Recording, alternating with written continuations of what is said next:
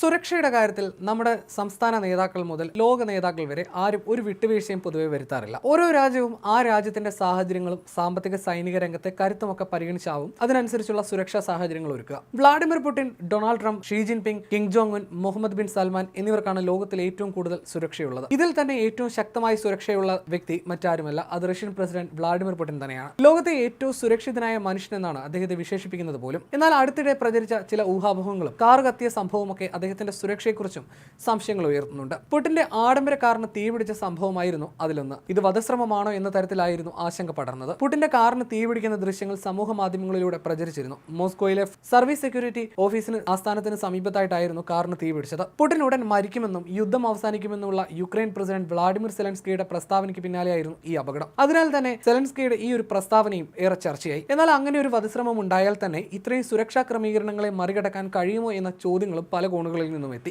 ഭക്ഷണം കഴിക്കുന്നത് മുതൽ യാത്ര ചെയ്യുന്നത് വരെയുള്ള പുടിന്റെ എല്ലാ കാര്യങ്ങളും ശ്രദ്ധിക്കുന്നത് റഷ്യൻ സേനയിലെ ഏറ്റവും മികച്ച യൂണിറ്റായ ഫെഡറൽ പ്രൊട്ടക്റ്റീവ് സർവീസ് അഥവാ പ്രസിഡൻഷ്യൽ സെക്യൂരിറ്റി സർവീസ് ആണ് നിർവഹിക്കുന്നത്. SBP എന്നും ഇത് അറിയപ്പെടുന്നു. പ്രസിഡന്റിന്റെ സുരക്ഷാ ഗ്രൂപ്പ് ഉൾപ്പെടെ 6 ലക്ഷത്തിലധികം അംഗങ്ങളുള്ള സേനയാണിത്. കുറേയേറെ മാനദണ്ഡങ്ങൾ പരിഗണിച്ചാണ് ഈ യൂണിറ്റിലേക്ക് ആളുകളെ പരിഗണിക്കുന്നത്. ഇതിൽ ഉൾപ്പെടുന്ന സൈനികർക്ക് നല്ല ശാരീരിക ശേഷിയും മനോബലവും വേണമെന്നതാണ് ഏറ്റവും പ്രധാനം. തണുപ്പിനെ പ്രതിരോധിക്കാനും ചൂടിൽ അധികം വിയർക്കാതിരിക്കാനും ഇവർക്ക് കഴിവുണ്ടാകണം. കയ്യിൽ പ്രത്യേക ബ്രീഫ് കേസുകളുമായിട്ടാണ് ഇവരുടെ നടപ്പ്. പുടിനെ സംരക്ഷിക്കാനുള്ള കവചമാണ് ഈ ബ്രീഫ് കേസിനുള്ളിൽ. ബുള്ളറ്റ് പ്രൂഫ് കവചങ്ങളെ പോലും തുളച്ച് മുന്നോട്ട് പോകുന്ന 9mm വെക്ടർ പിസ്റ്റളുകളാണ് ഇവർ സാധാരണ ഉപയോഗിക്കുക. പുടിന് ഔദ്യോഗികമായി ഭക്ഷണ പരിശോധകരുമുണ്ട്.